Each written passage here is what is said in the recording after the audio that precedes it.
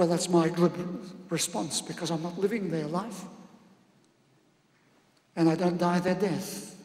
But I'd like to see them live their life fully and die their death comfortably and with dignity. That the greatest dignity is to recognize that dying is a necessary part of life.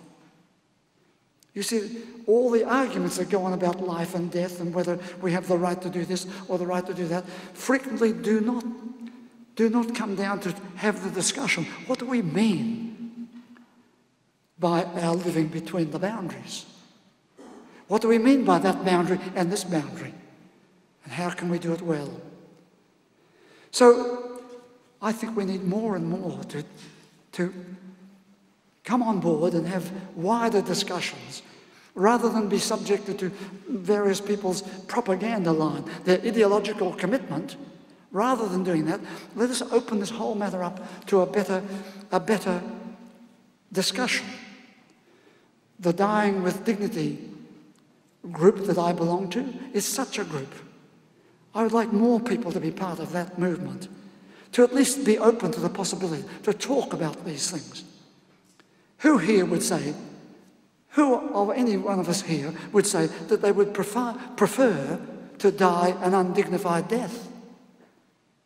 We all want to die with dignity. And dying with dignity is dying with acceptance of the life in its brevity or its length. Dying with dignity is to find a contented resolve that the door now must close. Dying with dignity is to die so that we die without unnecessary pain. Dying with dignity is to find that joyful energy as long as it flows in life. It is something that deeply affects those who live on. You see, the way we die affects our whole community. A dignified and good death will mean that those who live on are enriched and expanded by the whole course of life.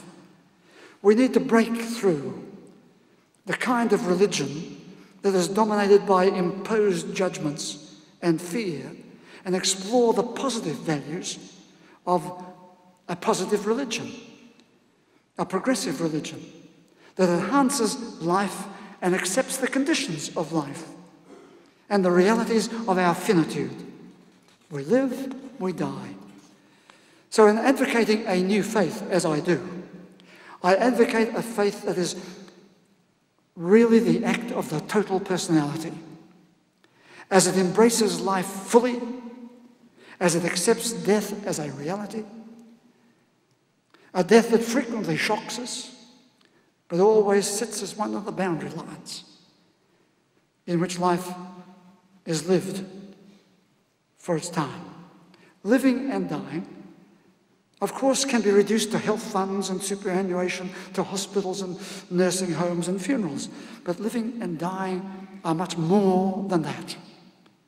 We need education, we need information, we need community awareness, we need political action, we need religious maturity and religious liberation so that we can extend to all humankind the benefits of living fully and expansively, and of the help that they need when it comes to die with dignity, with comfort, and with completion. Would you please stand?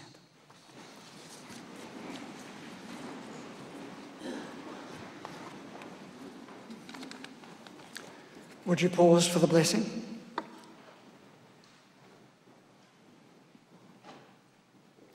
May the God you see in all the colours of creation arouse in you a sense of awe and wonder. May the God who is a sacred presence be real to you.